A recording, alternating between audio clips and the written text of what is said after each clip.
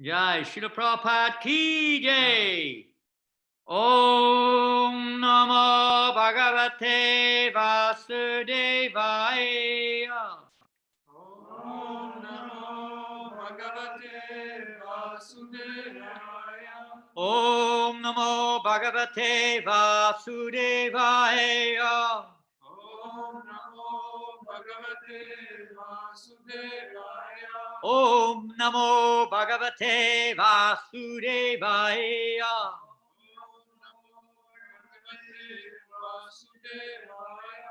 So welcome all dear devotees from London and beyond. I see devotees from different parts of the world also are with us today. We thank you very much for giving us this opportunity. It's quite appropriate, as I said, that the last online or on stage is the ass. So we hope that we'll be able to remove that ass this evening and become a das. If we're not a das, we'll be an ass. So let's hear something first of all. I thought we would begin, if it's okay with you, by reading a short account from Srila Prabhupada in the Krishna book of the deliverance of the Dhenukasura demon. And then we'll take it from there. I'm not sure exactly what the format of other speakers has been, but we'll do what we can. So if you want to follow, this is from the Krishna book, The Killing of Dhenukasura.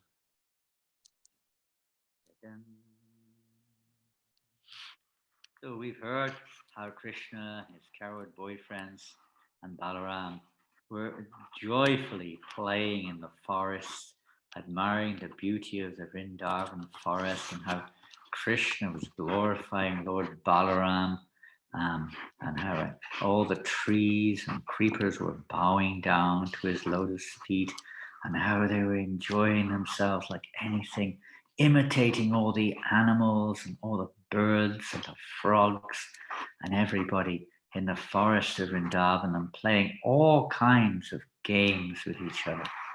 The spiritual realm.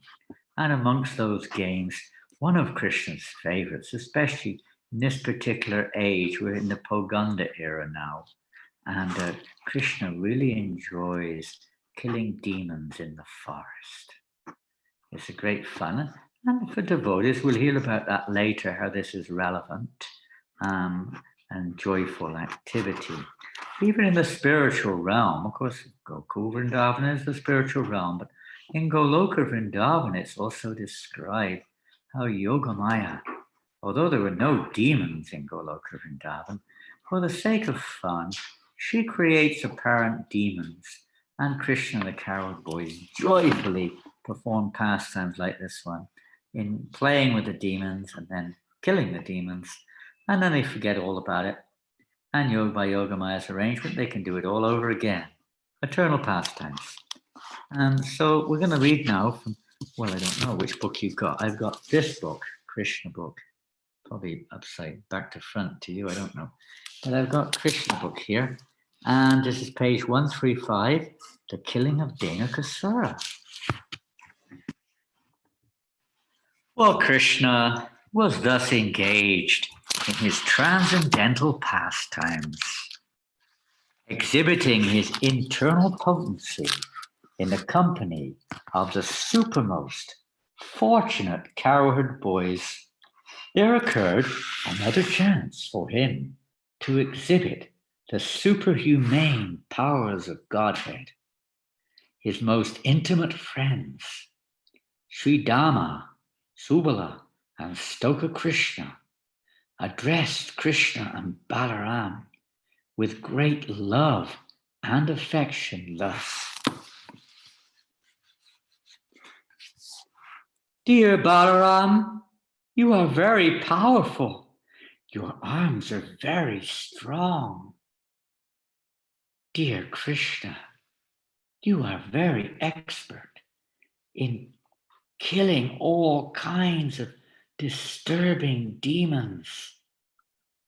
Will you kindly note that just near this place there is a big forest of the name Talavan.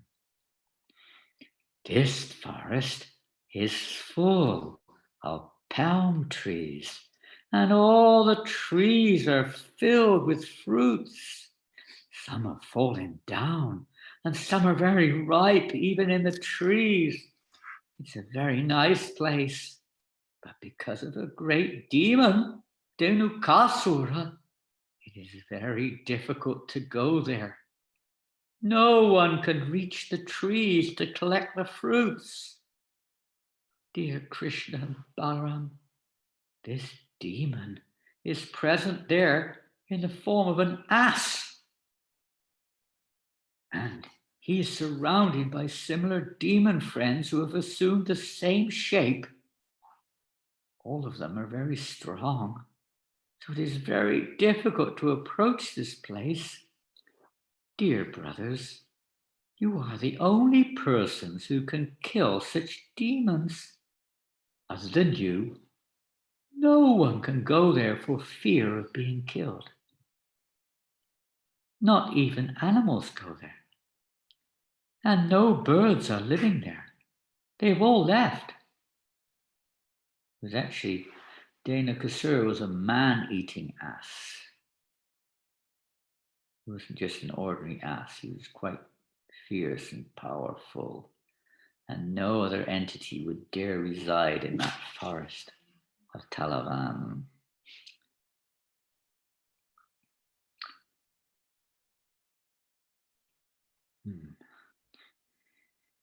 One can only appreciate the sweet aroma that is coming from that place. It appears that up until now, no one has tasted the sweet fruits there, either on the tree or on the ground. Dear Krishna, to tell you frankly, we are very attracted by this sweet aroma. Dear Balaram, if you like, let us go there and enjoy these fruits. The aroma of the fruits is now spread everywhere. Don't you smell it from here? They were just trying to incite more pastimes. And the whole idea of many of these various statements is to excite Krishna or Balaram to perform wonderful activities for their own pleasure, for the benefit of those involved in the activities, and for the benefit of all those who are able to hear those activities in the future. When Balaram and Krishna were thus petitioned by their intimate friends, they were inclined to please them. And with smiling faces, they proceeded toward the forest, surrounded by all of their friends. Are we all ready? Everybody ready to enter into the Talavan forest and taste the sweet tal fruits? They're also very tall. Immediately, upon entering the Talavan forest, Balaram began to yank the trees with his arms, exhibiting the strength of an elephant. Because of this jerking, all the ripe fruits fell down on the ground. Upon hearing the sound of the falling fruits, the demon Dhenukasura, who was living there in the form of an ass, approached with great force, shaking the whole field so that all the trees moved as if there were an earthquake. Said the whole world shook, actually, when Dhenukasura is described by some of the acharyas. He was taking a nap, a midday nap. And Balaram, different descriptions are there in different scriptures, no doubt, but from the Bhagavatam, we'll stick with the Bhagavatam. But when Balaram shook the trees, Dhenukasura arose in great anger. How dare someone disturb my comfort zone? You ever had that experience? When you're nicely comfort zone and somebody interferes with their sense gratification. we get quite angry sometimes. And Dhenukasura was no exception. The demon appeared before Balaram and kicked his chest with his hind legs. And only asses, when they attack someone or want to go for someone, they rear end and they kick you with their back legs. They got powerful back legs. At first, Balaram did not say anything, but with great anger, the demon kicked him again more vehemently. This time, Balaram immediately caught hold of the legs of the ass with one hand and, wheeling him around, threw him into the treetops. While he was being wheeled around by Balaram, the demon lost his life. Balaram threw the demon into the biggest palm tree about, and the demon's body was so heavy that the palm tree fell upon other trees, and several fell down. It appeared as if a great hurricane was passing through the forest, and all the trees were falling down one after another. This exhibition of extraordinary strength is not astonishing, because Balaram is the personality of Godhead, known as Anantashesha, who is holding all the planets on the hoods of his millions of heads. He maintains the whole cosmic manifestation, exactly as horizontal and vertical threads hold the weaving of a cloth. After the demon had been thrown into the trees, all the friends and associates of Dhenukasura immediately assembled and attacked Balaram and Krishna with great force. They were determined to retaliate and avenge the death of their friend. But Krishna and Balaram caught each of the asses by the hind legs and, exactly in the same way, wheeled them around. Thus they killed all of them and threw them into the palm trees. Because of the dead bodies of the asses, there was a panoramic scene. It appeared as if clouds of various colors were assembled in the trees. Hearing of this great incident, the demigods on the higher planets showered flowers on Krishna and Balaram and beat their drums and offered devotional prayers. It said the scene was very, very beautiful. Krishna really appreciated these special colors. The demons were very dark, like a dark blue, purpley color, and there was blood all over the place, and these green trees and the tall fruits and the fragrance. Everything was very scenic, all arranged for the pleasure of Krishna and his associates. Very pleasing, although it sounds very ghastly scene. It was actually very pleasing in one sense. And then a few days after the killing of Dhenukasura, people began to come into the Talavan forest to collect the fruits, and animals began to return without fear to feed on the nice grasses growing there. Just by chanting or hearing these transcendental activities and pastimes of the brothers, Krishna and Balaram, we can amass pious activities. So that's the end of the specific pastime of the killing of Dhenukasura in the Talavan forest. And we can read in different acharyas have written different texts describing this pastime. There are quite a few, Jiva Goswami, Kavi Karnapura, the Garga Samhita, Harivamsa. So many scriptures have slightly different versions of this pastime, but the basic principle is the same and the purpose is the same. Krishna performs so many wonderful pastimes in this world to, attract the attention of the jivas, to attract our attention, draw our attention, give us something to think about. It's very nice to think about these pastimes. even though I'm so many demons, I remember there's one other demon.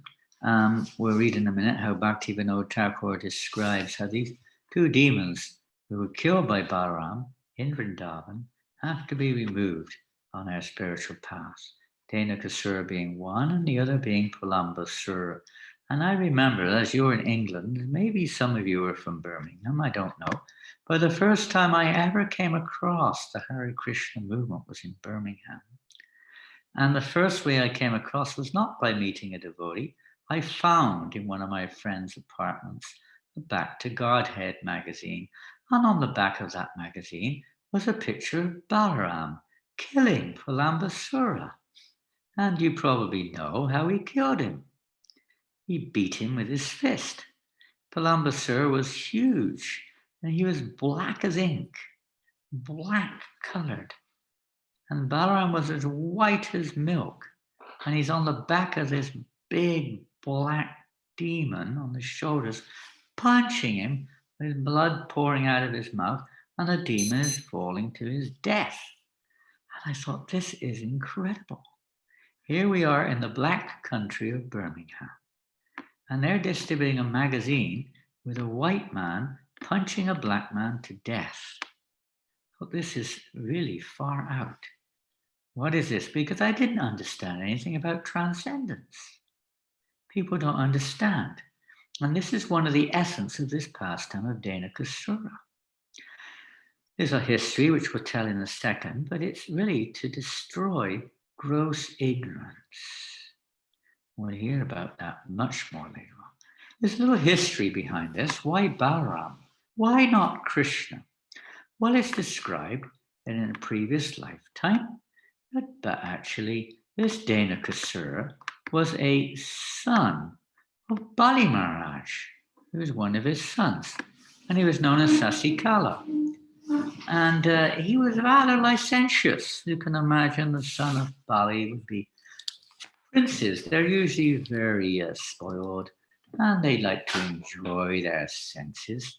Though Sasikala was very much enjoying his senses with 10,000 maidens. In Gandhamadana, in the heavenly planets, there he was enjoying sensual activities with all these young ladies.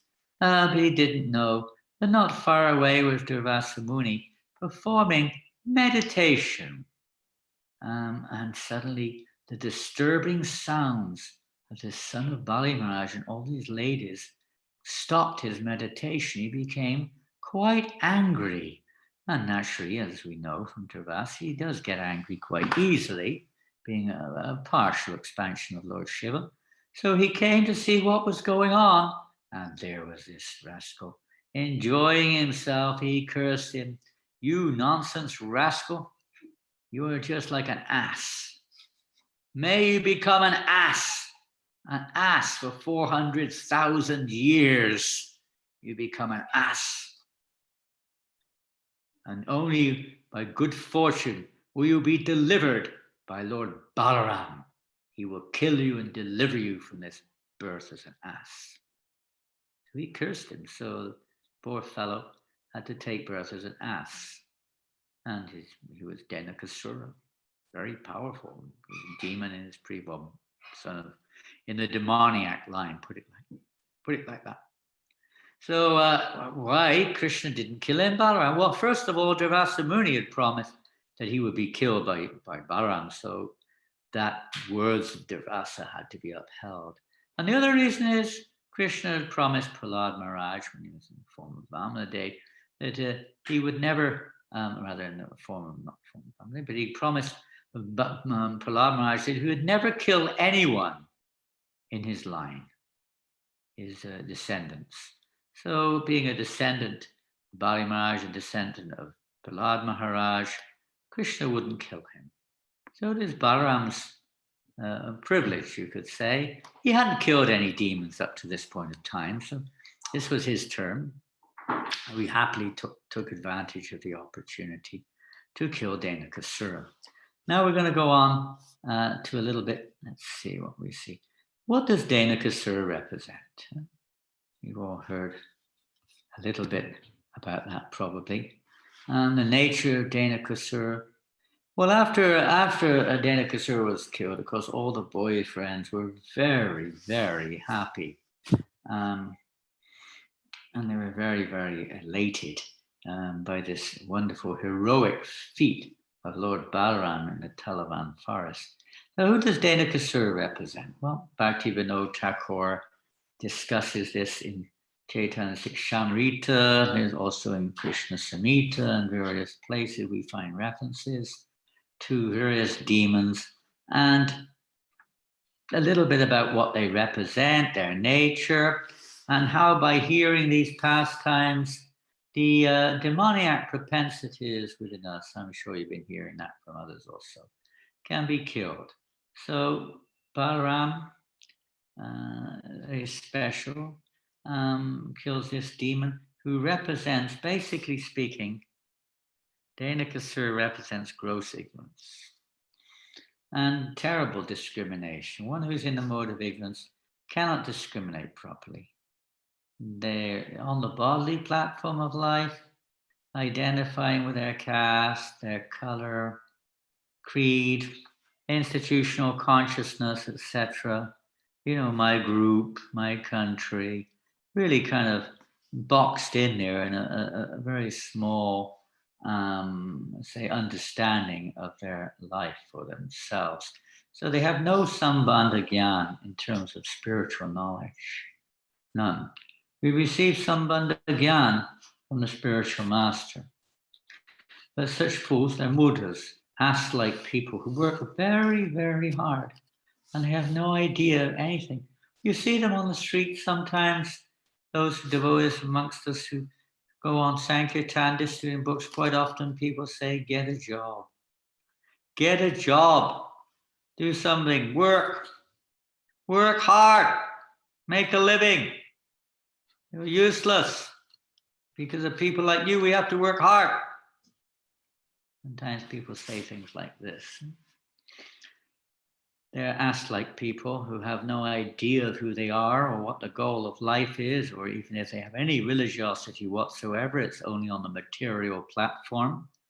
And false religionists who teach materialism in the name of spirituality are also ass-like people.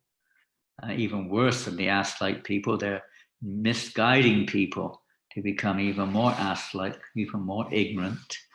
Asses are very ignorant. And another aspect of an ass is that you see them not so much in the West maybe, but in India, many of you are from Indian descent, you will see that the ass, especially we see them in Vrindavan, probably elsewhere, but there sometimes the ass is carrying what appears to be, maybe the ass weighs 50 kilos, I don't know, less probably. And he's got like 5 million kilos on his back. I mean, it looks like it. It's like it's piled up. You can't even, all you can see is four little legs kind of bending out underneath these enormous sacks of cloth and pots and pans and sometimes bricks and sand and whatever they can get on the back of this ass, they put it on there. And the ass has to work like anything for next to nothing. And it just, all it gets is a little bit of grass at the end of the day. Ass-like mentality. This Dhenukasura and his cohorts have this ass-like mentality. And they have no idea who they are, no idea of the goal of life, etc., etc. Completely lacking sambandha gyan. And there's no real gain in their life. They just work for the sake of it and feel good. They feel like, oh, I'm doing well. I'm working hard. I'm an upright member of society. But every species of life is like this. What's the big deal? The ants, the bees, the birds, the animals, they all have the same basic activity. They're just spending their life and acting according to their situation with no real gain at all. They're also very much opposed. When one talks about one's constitutional position, such ass-like personalities have no interest, no belief, no nothing. It's just a dream, a myth, an illusion. They're completely on the bodily platform of life and very attached to me and mine. Miserly, huh? Miserly people. They Dhenukasura was #1 miser. He had so much forest, beautiful fruit. They weren't even eating them. Not at all. Not using it practically. He was just making sure. Prabhupada sometimes uses the word sour grapes. Not exactly the same, but it's similar. You don't want anyone else to have it either. They were really misers, you could say. It's quite a common thing in this world with knowledge, with wealth, with property, and so on. We don't allow anyone else. Accumulation. Another aspect of this is a burden, accumulating more and more and more with no real value behind it. They're typical of the material. We may also be victims of this sometimes. Yeah? There are many other angles which we could look at. They also carry things and gain things. They want things way beyond need, way beyond their capacity or adhikar or eligibility also. Awarding each other with degrees and this and that, and limiting only people with certain this and that are allowed. It's like our modern society, everything's so controlled, as if the leaders own it or something. Money, everything's so controlled.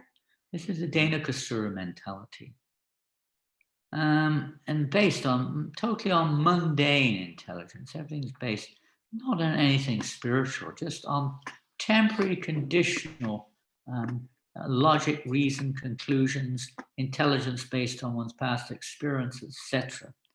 The Dhenukasura leaders of society or educationalists and so on, scientists, everything like this is all touched by this Dhenukasura mentality. They are the proprietors. We know, you don't know. They're very proud of their knowledge, etc. So another aspect, Dhenukasura, it also means sometimes, like with scriptures, sometimes the leaders, they don't want people to understand anything more. I'll give you an example. It may have changed now, but many, many years ago in Bali, in Indonesia, I used to be in that part of the world for a while. Arab movement, the Hare Krishna movement, was banned. It was a Muslim country, but it wasn't the Muslims who banned us. It was the Hindus. There's 4 religions they're allowed. You have to be one or the other. You cannot be another religion. Buddhist, Christian, Hindu, Buddhist, Muslim. So these 4 religions. So who do we go under? We have to go under the Hindus, and they banned us. They wouldn't allow us to be registered. We were outlawed. Why? Because in Srila Prabhupada's books, it talks about 4 regulated principles. And this is totally contrary to the local Hindu Brahmins preaching. They love to eat meat and keep the people in the dark. Sycophant followers. They keep them all they did, maybe changed now. They used to keep them in the dark. So when Prabhupada's books come in, it started to show them up as teachers, etc. So they did everything they could to stop the establishment of the Hare Krishna movement in Bali. So this is a kind of an example, limiting people's advancement in spiritual life, denying them access to, going forward to a higher level of devotional service because of a certain motivation, a selfish motivation maybe, or limited motivation of the leaders like this. So this happens in religiosity. It can happen in anywhere, any institutional situation. It may happen in our own lives. We don't want to progress. Niyama agraha. We can read in the Nectar of Instruction, the 2nd verse, how Rupa Goswami describes this obstacle to the progress in spiritual life of niyama agraha, of becoming too attached to rules and regulations and thinking that is the goal, and being proud of one's rules and regulations. I'm following so many things, chanting so many rounds, getting up, doing this, that. Fine, it's all part of Vaidhi Bhakti. But we got to realize that is a stepping stone to a higher stage. It's not the end. It's a means to the end. Yes, we can become more and more transcendental within the practice of that, but our consciousness has to evolve beyond total dependence upon rules and regulations. Now, when our adhikar is not yet developed, or our adhikar is not developed, we have to depend on rules and regulations.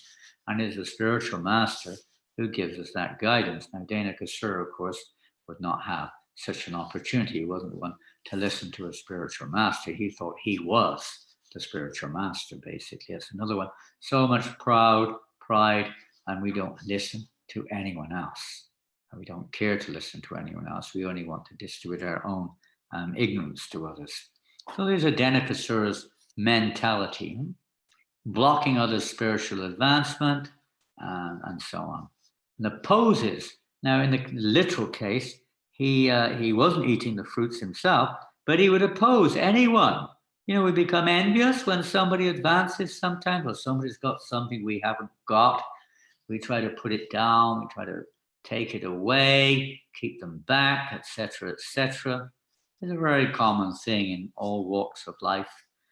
It may not always be the case, but it is a very, very common situation. Try to belittle them, try to make things difficult for them, etc. So Dhenukasura was very envious. If anyone dared to take those fruits, he would get furious.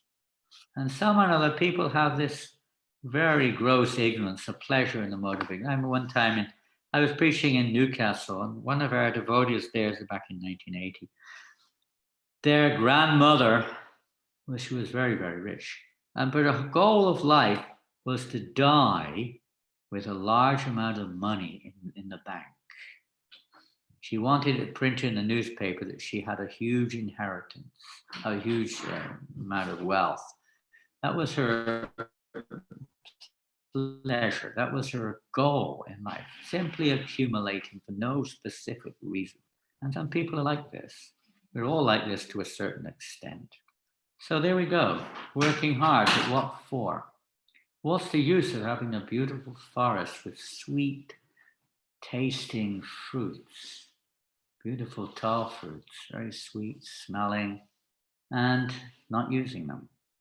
So human life is like that. We have this beautiful opportunity of the human form of life, and we're wasting it away. Kamasya nendriya pritya labho jivetiya jivasya tattva jignas nata yasya karma bihi.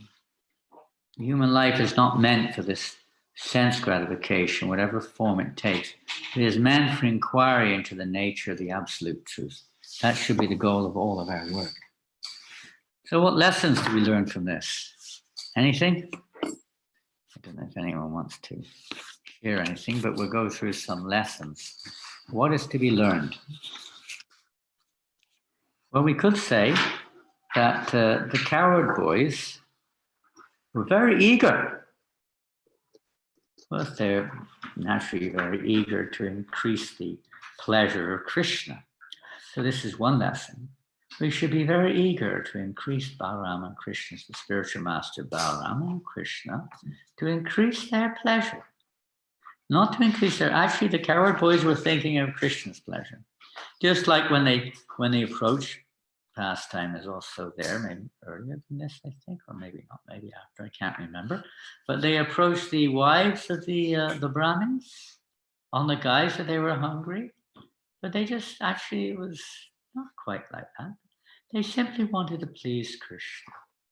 They were thinking maybe Krishna is hungry. He should eat something. They're always thinking of Krishna's pleasure, somehow or another, always eager to increase the pleasure of Krishna. All the genuine devotees.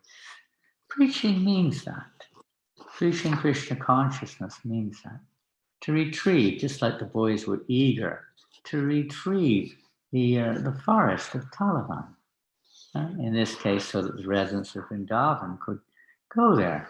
Actually, the fruits which fell from those trees, especially those which touched the demons or the demons' blood, etc., the boys didn't touch them at all. They weren't really interested in eating the fruit. They were completely self-satisfied. But for the sake of releasing Dhenukasura and pleasing Krishna, Paripranaya Sadhanam, Vinashaya Dushkitam, Krishna likes to please his devotees, and the devotees like to please Krishna. This whole pastime takes place, And the residents of Vrindavan, the cows and the calves could then graze on the sweet grass which began to grow in the forest.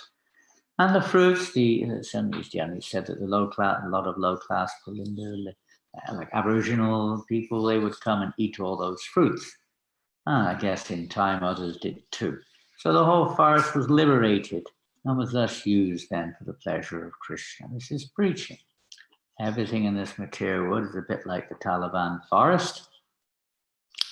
And we have to liberate it, free it. And it was Balaram who freed it. So the secret is following the instructions of Balaram, following the spiritual masters in footsteps. So the Gopas, they wanted to go, let's go and taste those fruits. They wanted to incite more pleasure pastimes for Krishna. So like that, spiritual master, okay, we can learn another lesson. Balaram is a spiritual master. He kills the idea that something is separate from Krishna. So this Dhenukasura was thinking these are, like one time, I'll give an example. In New Govardhan in Australia, we have a beautiful temple. And it was customary in Australia at the time that devotees at Rath Yatra or big festivals like Janmashtami or something, they would offer a lot of flowers to Krishna or for the Rath Yatra carts. Maybe you do in London. And they would take a little bit of liberty. In order to get the flowers, they would go to places here and there. Everything belongs to Krishna, right? Everything is Krishna's property. It's true. But Dhenukasuras don't see it like that. So they were taking flowers from the nearby park. Okay, we don't encourage anyone to do this, by the way. Certainly Prabhupada didn't.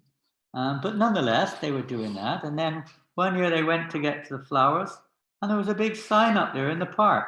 These are not Krishna's flowers. Local council will put a big sign there. It's so funny. And in Melbourne one year at the Rath Yatra, the front page article, it was an article about the botanical gardens, the flower gardens there. How during the night, it said, somebody had raided the garden and all the rose bushes were stripped. It was an article, you know, night raiders steal roses.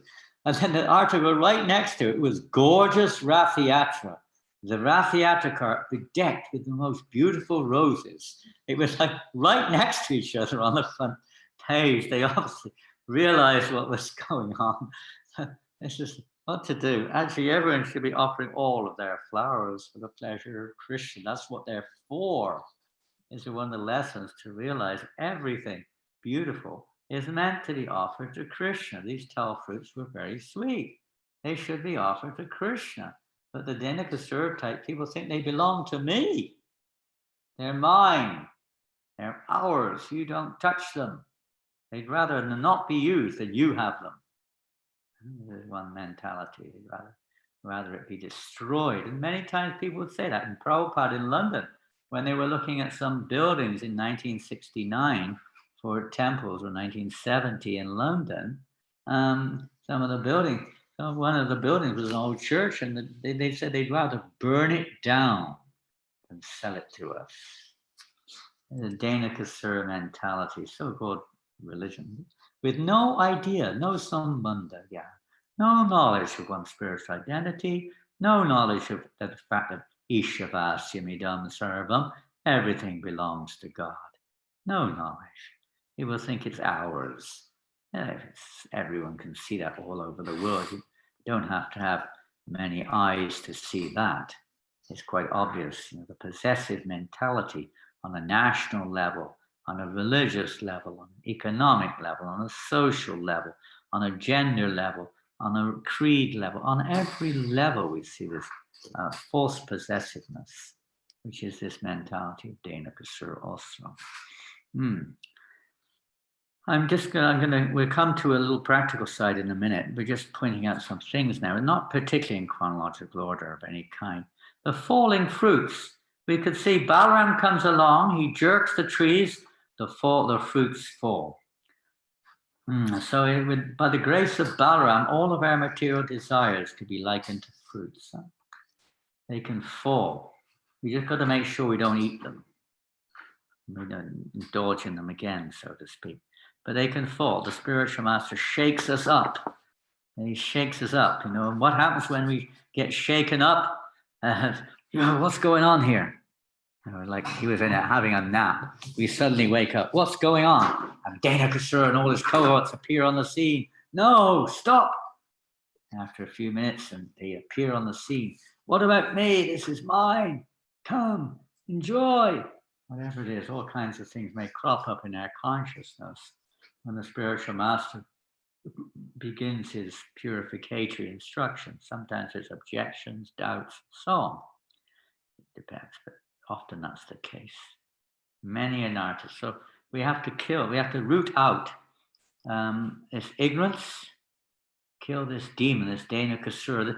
Now getting to the actual philosophical side, you could say this gross ignorance of identity, this false possessiveness, this miserliness, this greediness of accumulating more and more for no real value, this not wanting anyone else to enjoy what one thinks is mine, all these various things, identifying oneself with the body, not really wanting to surrender, but wanting to be recognized amongst other fools as some serious person. Like Dhenukasura was a leader of asses.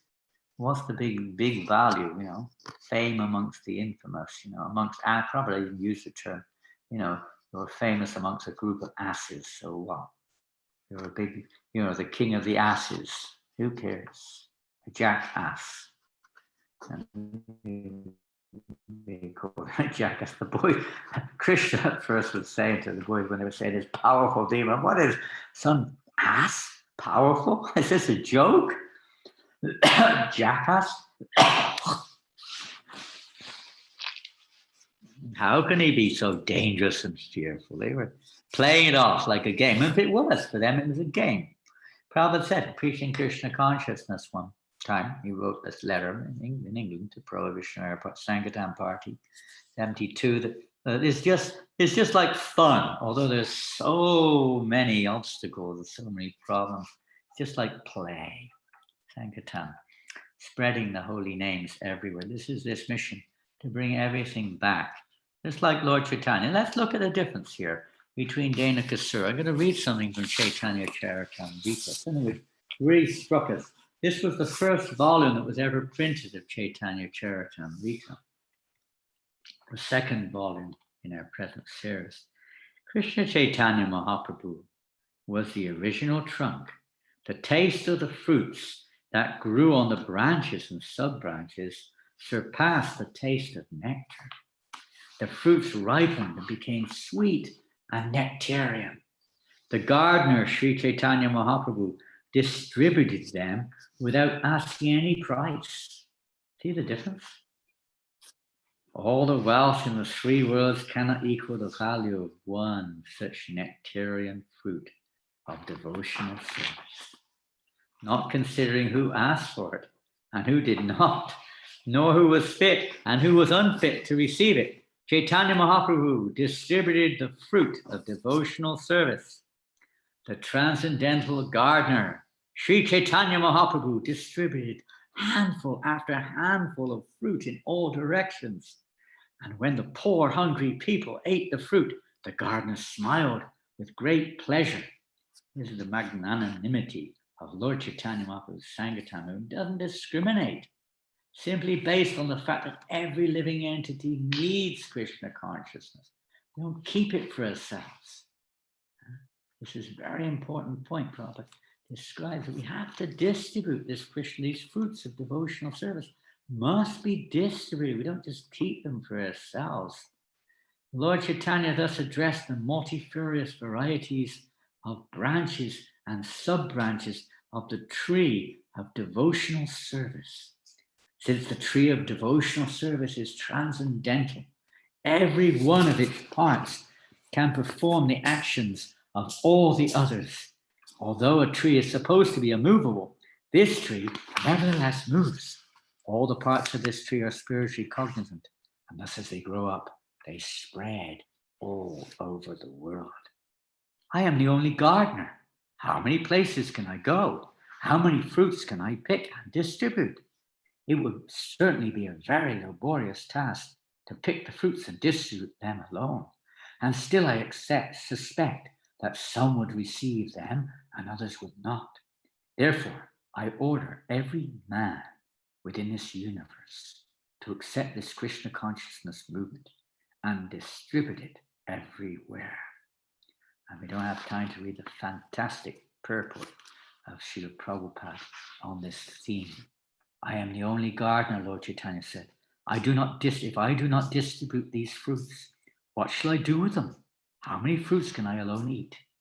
By the transcendental desire of the Supreme Personality of Godhead, water has been sprinkled all over the tree, and thus there are innumerable fruits of love of Godhead. Distribute this Krishna consciousness all over the world. Let people eat these fruits and ultimately become free from old age and death. If the fruits are distributed all over the world, my reputation as a pious man will be known everywhere, and thus all people will glorify my name with great pleasure. One who has taken his birth as a human being in the land of India, Bharatvarsh, should make his life successful and work for the benefit of all other people. It is the duty of every living entity to perform welfare activities for the benefit of others with his life, wealth, intelligence, and words. By his work, thoughts, and words, an intelligent man must perform actions which will be beneficial for all living entities in this life and in the next. I am merely a gardener. I have neither a kingdom nor very great riches. I simply have some fruits and flowers that I wish to utilize to achieve piety in my life. Although I'm acting as a gardener, I also want to be the tree, for thus I can bestow benefit upon all. And it goes on.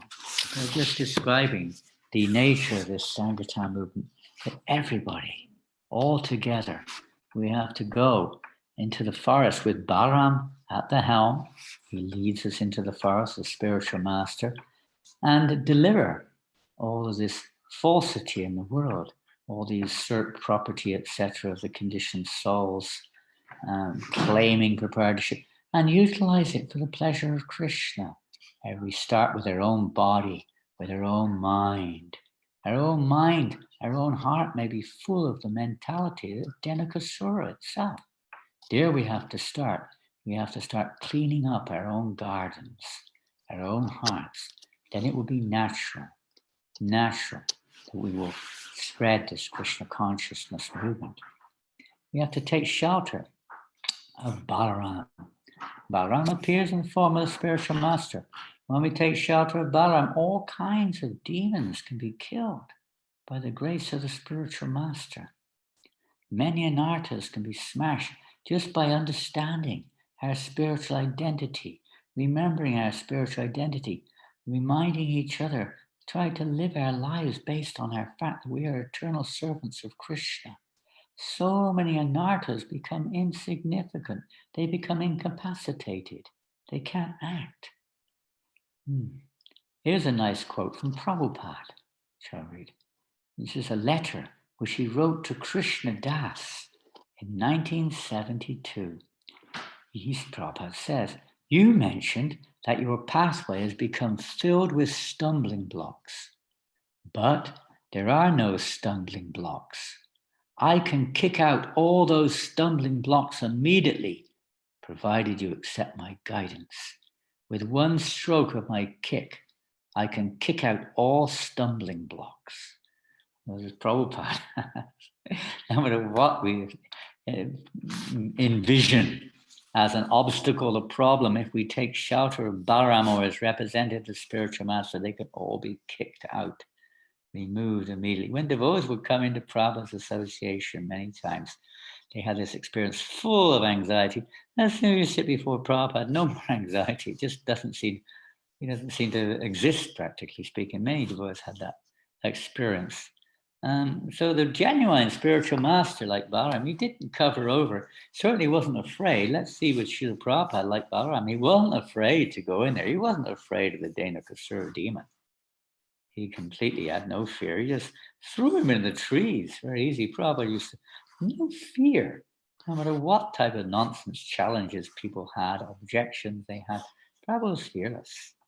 He would deal with them. So if we want to get rid of Dhenukasuras, we have to take genuine shelter of the spiritual master. Now, let's see if I can remove this a minute. Just hold on.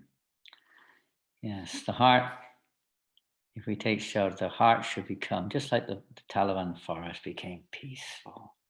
It became beautiful again with the fresh breezes and the fresh grasses. Our heart should become soft again by following those instructions, not hard-hearted, angry, envious, proud, attached, etc., etc. Good qualities should start to manifest again. And Radhanath Swami, there's a beautiful talk by Radhanath Maharaj. He talks a little bit about this, which I'll read it in a minute. Krishna is devotees. When the heart becomes very soft and very attractive, Krishna's devotees, they want to enter in there, just like they did in the Taliban forest. Of course, at first, it was like a Sankirtan mission to reclaim all the fruits and the trees and everything else and kill the demons. But eventually, it was basically to provide another pleasure place for Krishna and his associates to enjoy. They came again, entering, dancing, enjoying the fruits of our service. So the Lord will come into our hearts and enjoy the fruits of our service. Otherwise, if our service is tainted with the blood of Dhenukasura, Krishna and his associates won't enjoy it. They didn't enjoy it because it was tainted with Dhenukasura's blood and his cohorts.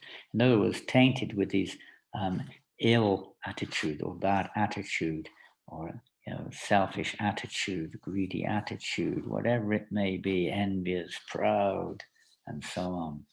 We may be doing this, that, and the other, but that's not enjoyable to Krishna.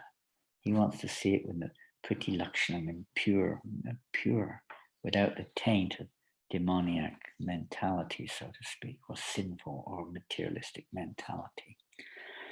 So, yes, when the heart is rid of Dhenukasura and his cohorts, the fruits of our hearts are being consumed by ass-like demons.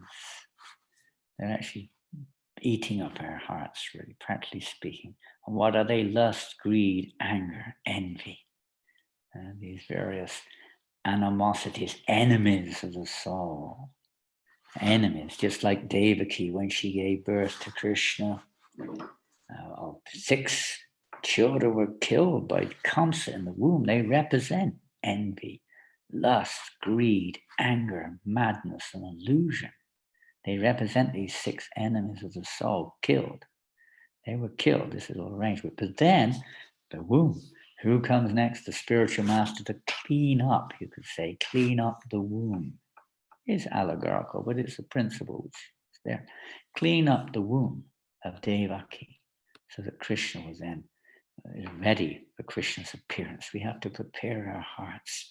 Kill these Dhenukasuras in our heart. They have to be killed by the mercy of the spiritual master. As long as we continue in this world, basically aspiring for material progress, we are just like ass-like demons, just like Dhenuka. Yes. And this effort to improve our lot in this material just never ends. It just goes on and on and on. Frustrations, anxieties, misunderstandings, and birth and death, and so on. We have to give up this foolish endeavor. So here's something from Radhanath Maharaj. Sitting within our hearts, something missed out there. I think it's, I'm not sure. Maybe it's referring to these demoniac mentality. Consequently, we are becoming more and more selfish and egoistic and not allowing Krishna and his devotees to perform their pastimes within the Talavan of our heart. Krishna's sweet holy name doesn't even stay within our heart. So what is our hope? We see that it just doesn't reside, it doesn't stick. It's just like going on, but it's not sticking. Balaramji represents the Guru, spiritual master. When we allow the Guru to enter our heart through his instructions, through his example, and through his inspiration, he thoroughly shakes up our false conceptions of being the proprietor and the selfish enjoyer of the things of this world. Just like Balaramji shook the tall tall trees and instigated Dhenukasura. When we take shelter of the instructions of the spiritual master and sincerely try to follow them, the Dhenukasuras of lust, envy, anger, pride, greed, and illusion get destroyed by the mercy of the spiritual master. Only by the grace of the spiritual master can we get rid of these demoniac contaminations within our hearts. And when our heart thus becomes pure and selfless, then Krishna and all his devotees again enter and frolic within the Talavan of our heart and enjoy the fruits of our love and our service. This is the idea. There should be some fruits in our heart which are worthy of distribution. Who wants to receive something from a hard-hearted person, a person who's full of anger and lust and greed, anxiety, and so on and so forth? To cleanse all these sources, not just the effects, but the sources. Why are we in anxiety? Why are we this? Why are we that? Because there's something behind it all. Ignorance. Forgetting our genuine relationship with Krishna. We're still on the platform of identifying ourselves with this body and mind as a self. We haven't dedicated it to Krishna. It takes time. And the spiritual master is there to teach us how we can do this. We have to follow him. My and my. We keep fighting with everyone around us and we try to grab things. As Krishna says in the Bhagavad, everything belongs to him. Nothing belongs to us at all. Everything's for Krishna. So who are we to prevent others from enjoying the fruits that have been created by the Lord for all people? Prabhupada talks about this many times. Who are we to say this is our land? You can't come here. This is Dhenukasura mentality. The customs, the immigration, and so on. You cannot come in. You haven't got a visa. Blah, blah, blah. What to do? This is the Kali Yuga. Even after understanding it's wrong to have this attitude, such anarthas might keep cropping up in our minds. We may destroy a certain aspect, but the tendency to do it is still there in our hearts. It's not just about removing it on the surface, but the cause whereby all these weeds keep coming up in our lives. How to get rid of them? We have to get to the root.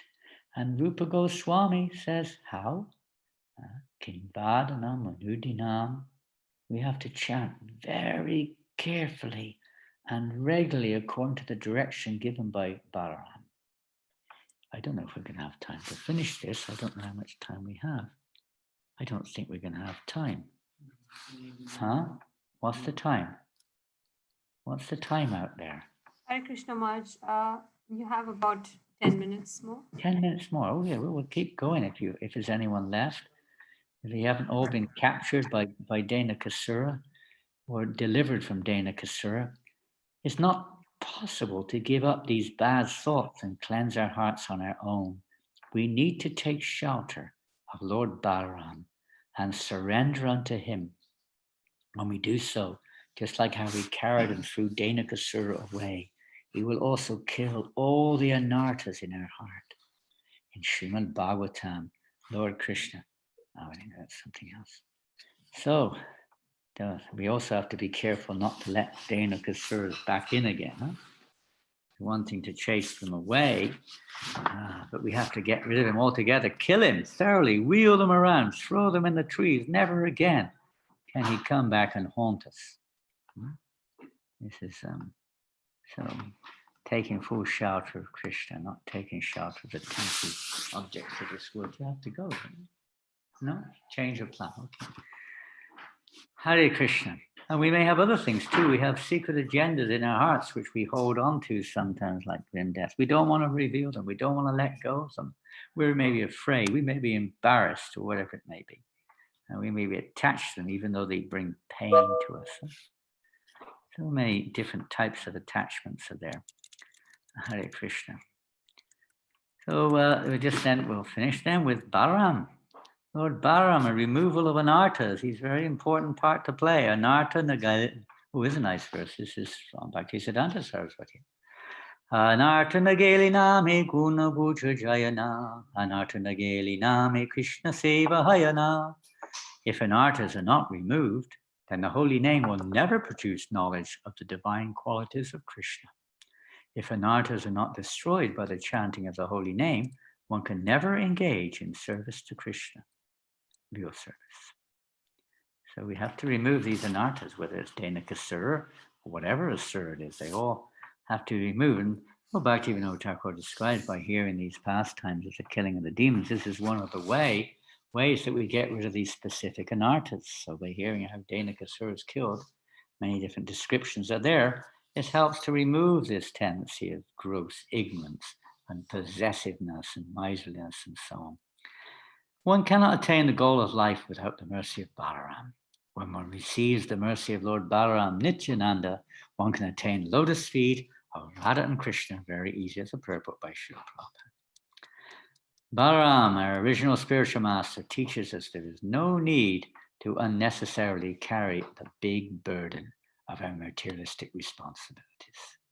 And there is no need to carry the fruits of our activity, our possessions for our own enjoyment. We should offer it to Krishna.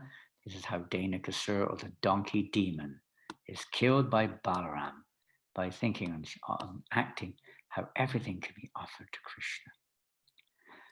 Thakur Bhaktivinoda explains, can you come back here? Explains that these two anartas have to be overcome by the endeavor of the devotee. That's the anartas represented by Dhenuka and by Palamba.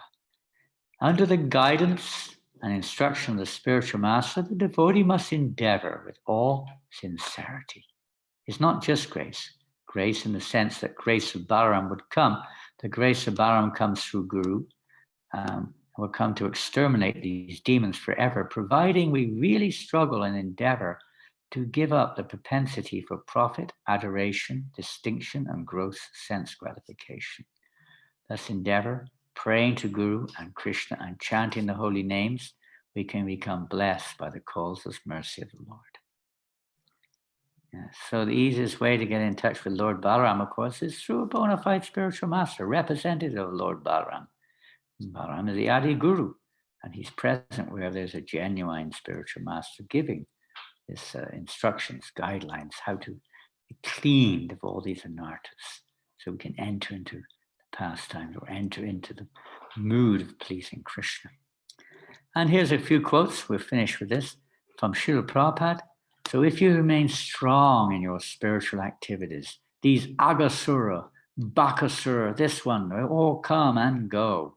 But we should take precaution and counteract to reduce them. Real strength will remain from Krishna Balaram's strength. Balaram means strength. Nayanam Atma Balahina Nalabhyaha. If you are not supported by Balaram, then it is not possible. So we have got our Balaram, Krishna Balaram temple.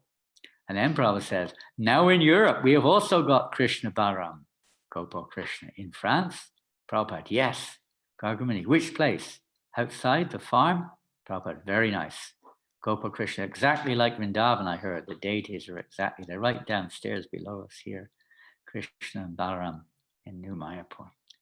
Prabhupada says, significant, this is from the Bhagavatam purport, significant in this verse are the words Gyani Sim Achutabalaha. Gyani Sim means the sword of knowledge is given by Krishna. And when one serves the Guru and Krishna in order to hold the sword of Krishna's instructions, Balaram gives one strength. Balaram is Nityananda, Bhujenda Nandana Ye, Shachi Sutta Haila Se, Balarama Haila Nitai. This Balaram comes with Chaitanya Mahaprabhu, and both of them are so merciful that in this age of Kali, one may very easily take shelter of their lotus feet. They come especially to deliver the fallen souls of this age. Papi tapi yatachila, hariname udavila. Their weapon is Sankirtan. Harinam. Thus one should accept the sword of knowledge from Krishna and be strong with the mercy of Balaram. We are therefore worshipping Krishna Balaram in Vrindavan. In the Mudaka Upanishad it is said, Naiyamatma balahine nalabyo nacha pamatat tapaso vaping lingat. Etarupaya yatate astu vidvang stasyeva atma vishate brahmadam. One cannot attain the goal of life without the mercy of Balaram. Sri Narottam Das Thakur therefore says, Nitayada Karuna Habe Braje Radha Krishna Pabe. When one receives the mercy of Balaram Nityananda, one can attain the lotus feet of Radha and Krishna very easily. Se Sambandhan Nahi Jar Brita Janma Gelata Vidya Kule Ki Kari Vetar. If one has no connection with Nitai or Balaram, then even though one is very learned scholar or jnani, or has taken birth in a very respectable family, these assets will not help him. We must therefore conquer the enemies of Krishna consciousness with the strength received from Balaram. Hare Krishna. Okay, that's that.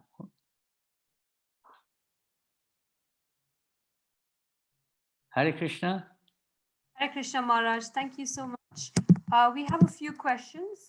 Would you like me to start reading them out for you? Okay, they're on the chat. The first Yeah. Kumar Nimai Prabhu. If one's astrological chart. Krishna, Hari. It's just, what's this? We would like to follow the reading of the last time. Okay. Did it. Okay, the first four aren't really questions. Okay. I can read them out for you, Mara, if you like. Oh, I could read them. No problem. Okay, fine. Everything belongs to Krishna. You mentioned Srila Prabhupada did not want devotees to steal people's flowers for Krishna's service, so that disturbed people. So how do we inspire people who may be a bit resistant to willingly offer their assets in service of Krishna, as we want them to benefit from giving without disturbing them? Well, yeah, of course, for the preaching point of view, we have to bear in mind the effects of what we do. Religious principles established by the behavior of the devotees. The devotee, Prabhupada said, should be a gentleman. We should show a good example. So I guess we have to start. Charity begins at home. Utilize what we've got, and then Krishna will give us more. A lot of the times we have a lot of land and property, and what are we growing? We're going to the market to buy vegetables and flowers, and we've got 100 acres of barren land. So obviously Krishna's not going to be very inspired by that. So charity begins at home. We have to show ourselves. It's very hard to preach to people and we're not doing it ourselves. Even in your own garden, sometimes they're just concrete jungles or dumping grounds or just grass. We have to show people how to utilize things for Krishna. It's not just about telling people. If we don't do it ourselves, I think it's not going to be much of an example. It's not going to go very deep in people's minds, you know. We're living in palaces, we're living in opulent lives, etc. Maybe because of our situation in life, there may be some justification for that sometimes. But generally speaking, a devotee is supposed to live simply and high thinking, simple living. Like that, we have to show the example. People won't be inspired otherwise. And when they see how nice it is to live like that, that was one of Prabhupada's constitutions, two of them, in fact, to create a place where we could live simply and people could come and just see for themselves and experience Krishna consciousness. But otherwise, it's a little difficult. And they come to the temple, no one talks to you or whatever it is. But it's I mean, if you live in the city, it's different. But, you know, when we've got land, we have to show how to utilize these things or everything in life, whatever we got. People will be inspired when they see that those so-called, those who are representing the spiritual master are utilizing their lives in the right way. So that otherwise it's going to be a little long run in. It's like in the early years of this movement, when Prabhupada was, of course, personally present at the helm, and devotees were so much, only temple devotees, we didn't have a congregation then, really speaking, but they were so surcharged and literally 18 hours a day, flat out in devotional service without break for a second. Hearing, chanting, serving, washing, cleaning, chanting, sankirtan, deity worship, cooking, full on. In this way, it's like a whirlwind.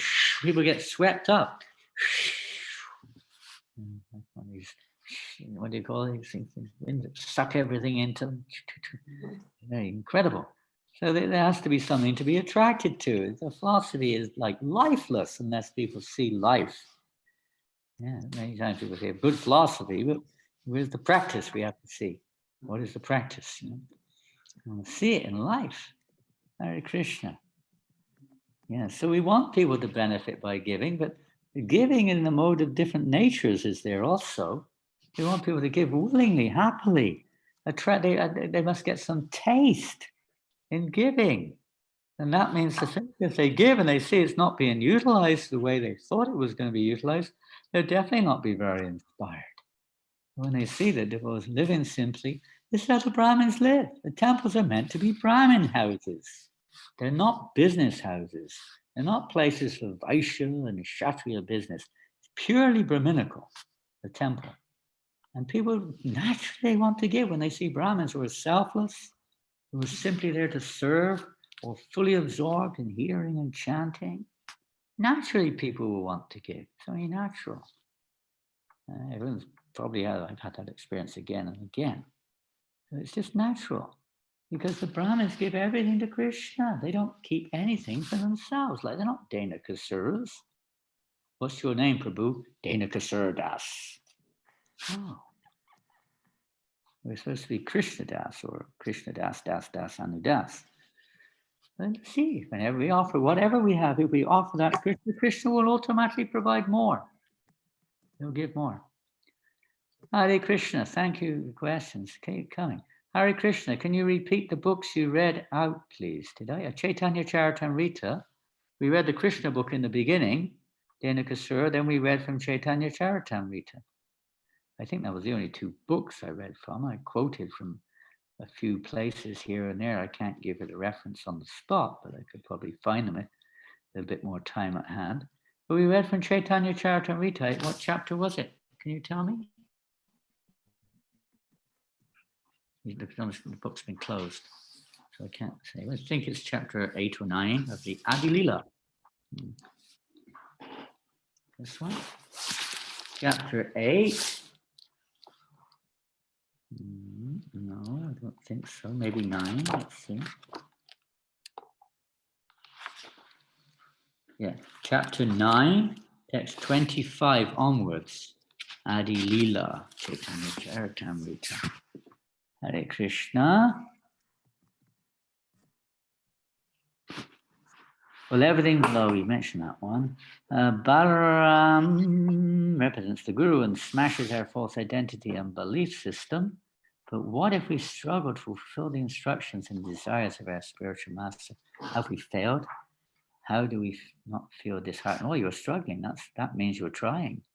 Endeavoring. That means we're endeavoring. Krishna understands one's endeavor.